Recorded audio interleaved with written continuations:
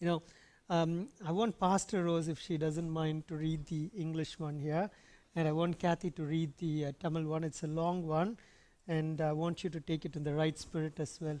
It's the hand mic. So it's Ezekiel chapter 16, verses 3 to 14.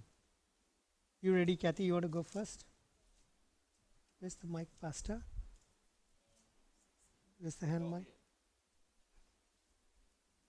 Okay, we'll get Kathy to go first. Yeah.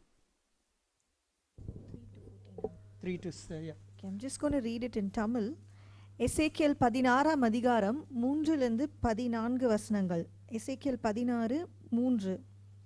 கர்த்தராகிய ஆண்டவர் எருசலேமுக்கு சொல்லுகிறார், கானான் தேசமே, உன் உற்பத்திற்கும் உன் பிறப்புக்கும் இடம், உன் தகப்பன் எமோரியன், உன் தாய் ஏத்தித்தி. உன் பிறப்பின் வர்த்தமானம் என்னவென்றால், நீ பிறந்த நாளிலே உன் தொப்புள் அறுக்கப்படவும் இல்லை, நீ சுத்தமாகுவதற்கு தண்ணீரினால் குளிப்பாட்டப்படவும் இல்லை, உப்பால் சுத்திகரிக்கப்படவும் இல்லை, துணிகளில் சுற்றப்படவும் இல்லை. உனக்காக பரிதபித்து இவைகளில் ஒன்றையாகிலும் உனக்கு செய்ய ஒரு கண்ணும் உன் பேரில் இரக்கமாய் இருந்ததும் இல்லை. நீ பிறந்த நாளிலே நீ அருவருக்கப்பட்டதினால் வெளியில் எறிந்து விடப்பட்டாய். நான் உன் அருகே கடந்து போகும்போது மிதிக்கப்படுவதற்கு ஏதுவாய் நீ உன் இரத்தத்தில் கிடக்கிறதைக் கண்டு உன் இரத்தத்தில் கிடக்கிற உன்னை பார்த்து பிழைத்திரு என்றேன். ஆம், உன் இரத்தத்தில் கிடக்கிற உன்னை பார்த்து பிழைத்திரு என்று சொன்னேன்.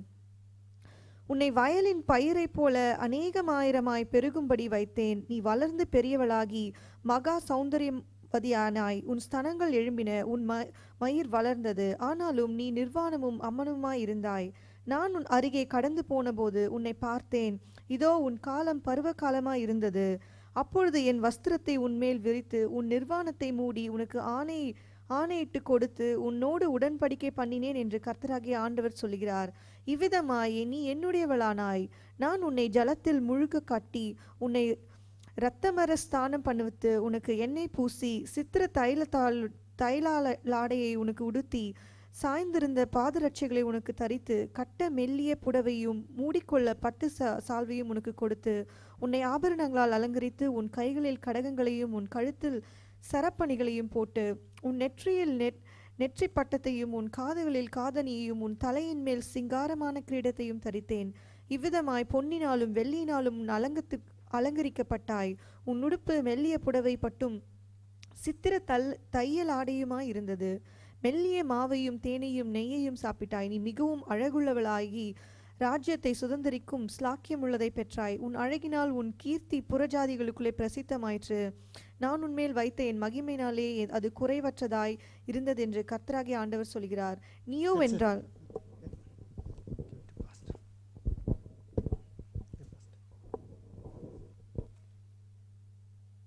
This is what the sovereign Lord says to Jerusalem. Your ancestry and birth were in the land of the Canaanites. Your father was an Amorite and your mother a Hittite. On the day you were born, your cord was not cut, nor were you washed with water to make you clean, nor were you rubbed with salt or wrapped in cloths. No one looked on you with pity or had compassion enough to do any of these things for you. Rather, you were thrown out into the open field, for on the day you were born, you were despised. Then I passed by and saw you kicking about in your blood, as you lay there in your blood, I said to you, live. I made you grow like a plant of the field. You grew up and developed and became the most beautiful of jewels. Your breasts were formed and your hair grew, you who were naked and bare. Later I passed by, and when I looked at you and saw that you were old enough for love, I spread the corner of my garment over you and covered your nakedness. I gave you my solemn oath and entered into a covenant with you, declares the sovereign Lord, and you became mine. I bathed you with water and washed the blood from you and put ointments on you. I clothed you with an embroidered dress and put leather sandals on you. I dressed you in fine linen and covered you with costly garments. I adorned you with jewelry. I put bracelets on your arms and a necklace around your neck, and I put a ring on your nose and earrings on your ears and a beautiful crown on your head.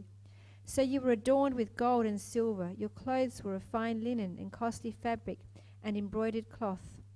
Your food was fine flour, honey, and olive oil. You became very beautiful and rose to be a queen.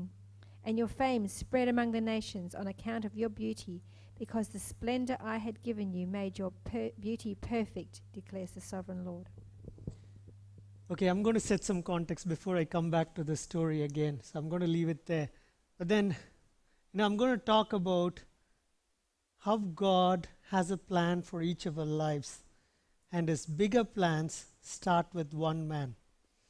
God picks up people and then he plans his entire plan through that person. If you look at Joseph, and when his, I haven't got it there. If you look at Joseph, who was in Egypt next as the prime minister, when his brothers are afraid of him, he tells his brother, don't worry, I'm not going to harm you because I've got you here. God has got me here for a time such as this.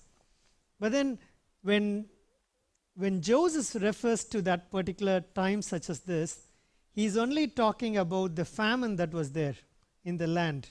And he thinks God has got Joseph there just to save his brothers from the famine and his family from the famine.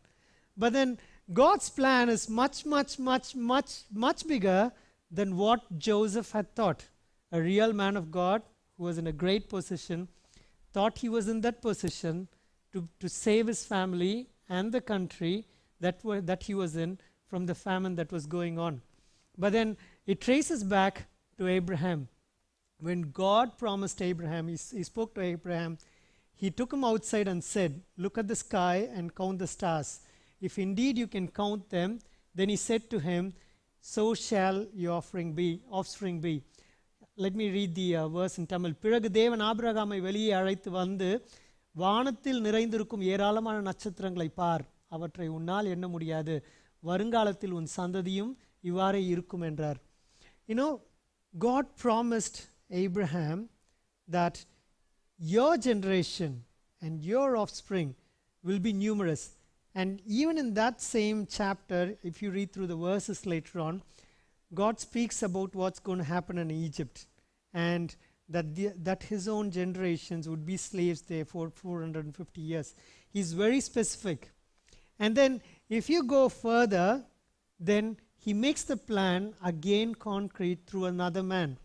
And that is very evident when you look at First Chronicles. When you start reading First Chronicles, you end up with Zechariah, who compiles First Chronicles.